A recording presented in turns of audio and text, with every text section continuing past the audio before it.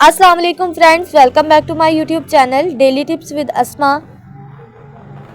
आज की इस वीडियो में हम आपको बताएंगे उसवा ज़ैनब नाम के बारे में अनोखी और दिलचस्प मालूमात।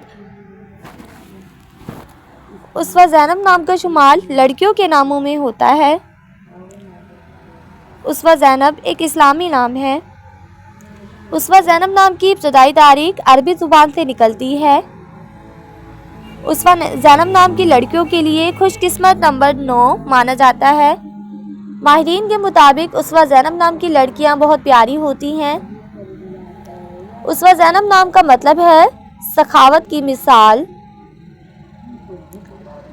उसवा ज़ैनब नाम की लड़कियों के लिए खुशकिस्मत दिनों में मंगल और जुमेरात का दिन शामिल है। उसवा ज़ैनब नाम के अफराद के लिए मुवाफिक रंगों में सुर्ख और बनफशी रंग शामिल है। उसवा ज़ैनब नाम के अफराद के लिए मुवाफिक फतरों में रूबी फतर शामिल है। खुशकिस्मती वाली धातों में हिंसों के हिसाब से तांबा और लोहा शामिल है। फ्रेंड्स, अगर आप अपने नाम का मतलब जानना चाहते हैं तो कमेंट बॉक्स में अपना नाम लिखें। इंशाल्लाह हम आपके नाम की वीडियो ज़रूर बनाएंगे। Thanks for watching. अल्लाह हाफिज़।